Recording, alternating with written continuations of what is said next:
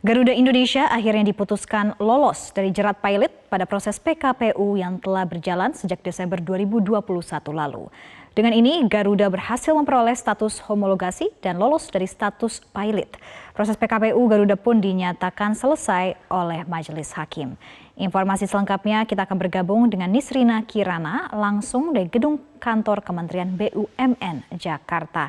Selamat siang Nisrina, setelah dinyatakan lolos pilot, apa langkah selanjutnya dan bagaimana skema serta restrukturisasi yang akan dijalankan oleh Garuda? Sarah dan juga pemirsa, betul seperti yang diketahui bahwa Pengadilan Negeri Jakarta Pusat sebelumnya telah menyatakan bahwa Garuda lolos dari pilot dan menang PKPU, di mana keputusan tersebut ini berdasarkan dari hasil suara mayoritas para kreditur yang sebelumnya ini juga sudah dilakukan pemungutan suara atau voting yang dilakukan pada tanggal 17 Juni 2022 lalu. Dan dengan begitu, selanjutnya Garuda tentu akan menjalankan proses homologasi dan juga melakukan finalisasi kepada para kreditur yang juga telah terdaftar. Dan tadi berdasarkan keterangan pers yang disampaikan oleh Direktur Utama Garuda Indonesia Irfan Setiaputra bahwa dengan disahkannya persetujuan perdamaian antara Garuda Indonesia dengan para kreditur melalui proses PKPU ini merupakan tonggak sejarah baru dalam langkah fundamental Garuda Indonesia, tentunya dalam misi restrukturasi agar nantinya bisa menjadi entitas bisnis yang lebih sustain dan juga berdaya saing. Ada sejumlah hal atau penyelesaian kewajiban bisnis yang mana ini tercantum dalam PKPU tersebut, diantaranya terkait dengan penyelesaian kewajiban usaha melalui arus kas operasional, kemudian juga konversi nilai utang menjadi ekuitas, memodifikasi ketentuan pembayaran baru jangka panjang melalui sejumlah periode tenor tertentu, hingga adanya penawaran instrumen restrukturasi baik melalui surat utang baru ataupun melalui ekuitas. Dan tadi Irfan Setiaputra juga menyampaikan terkait dengan skema pembayaran utang terhadap para kreditur tersebut yang nantinya ini akan dibagi ke dalam 3 klasifikasi yang ini sudah tercantum juga dalam proposal PKPU tersebut. Dan pembayaran skema utang tersebut nantinya opsi-opsi ini akan berdasarkan dari masing-masing klasifikasi kreditur. Dan berikut ini kita simak pernyataan dari Direktur Utama Garuda Indonesia Irfan Setiaputra. Restrukturisasi perjanjian perdamaian tersebut. Jadi ada berapa kelompok kreditur. Jadi khusus di kasus Garuda ini kita mengklasifikasikan kreditur-kreditur kita dan skemanya seperti apa. Jadi yang pertama yang prioritas, yaitu utang prioritas itu akan dilunasi secara bertahap melalui kas operasional perseroan.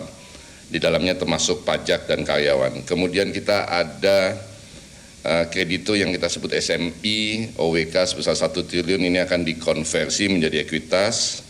Kemudian ada financial lease dari satu perusahaan yang namanya EDC, ini akan diselesaikan melalui penjualan atau pengalihan aset pembiayaan. Apabila ada sisa hutang maka akan diselesaikan dengan skema ekuitas baru dan new coupon debt. Sarah. Ya Nisrina, setelah restrukturisasi, apa langkah transformasi bisnis yang akan dilakukan oleh Garuda untuk meningkatkan profitabilitas perusahaan?